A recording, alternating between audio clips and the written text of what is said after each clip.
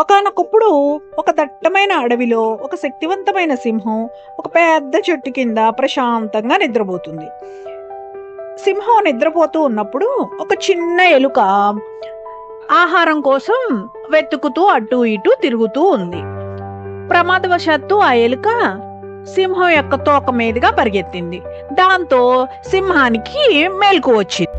నిద్ర నుంచి ఒక్కసారి మేల్కొన్న సింహం కోపంతో తన పంజాతో ఆ చిట్టెలుకను పట్టుకుని నన్ను లేపడానికి నీకెంత ధైర్యం అని ఆ సింహం గట్టిగా గర్జించింది.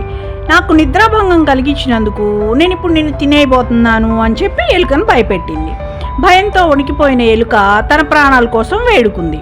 దయచేసి నన్ను తినొద్దు, నన్ను విడిచిపెట్టండి. ఇప్పుడు మీరు నన్ను గనక వెళ్ళనిస్తే నేను మీకు ఏదో ఒక రోజు సహాయం చేస్తానని ప్రామిస్ చేసింది. సింహానికి ఇదంతా చాలా సరదాగా అనిపించింది. ఒక చిన్న ఎలుక తనలాంటి శక్తివంతమైన సింహానికి ఏం సహాయం చేయగలదు అని నవ్వుకుంది. కానీ సింహం మంచి మూడ్లో ఉంది కాబట్టి ఆ ఎలుకను విడిచిపెట్టాలని నిర్ణయించుకుంది. సరే ఓకే, నిన్ను వదిలేస్తున్నాను, వెళ్ళిపో అని నవ్వుతూ ఆ చిట్టెలుకను వదిలిపెట్టేసింది. ఎలుక సింహంకు కృతజ్ఞతతో నమస్కారం చేసి దూరంగా పారిపోయింది.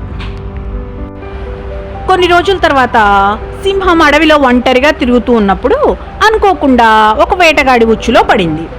ఒక బలమైన వల సింహంపై పడింది. మరియు సింహం ఎంత ప్రయత్నించినా ఆ వల నుంచి తప్పించుకోలేకపోయింది. సింహం చాలా పెద్దగా అరిచింది, గర్జించింది. సహాయం కోసం తన అరుపులతో అడవి మొత్తం దద్దరిల్లేలాగా పెద్దగా గర్జించింది. సమీపంలో ఉన్న ఎలుక సింహం గర్జన విని వెంటనే సంఘటనా స్థలానికి పరిగెత్తింది. సింహం వలలో చిక్కుకోవడం చూసి ఎలుక, చింతించకు మిత్రమా, నేను నీకు సహాయం చేస్తాను అని చెప్పి ఎలుక తన పదునైన పళ్ళతో వలకున్న తాళ్లను కొరకడం ప్రారంభించింది. కొంచెం కొరుకుతూ అతను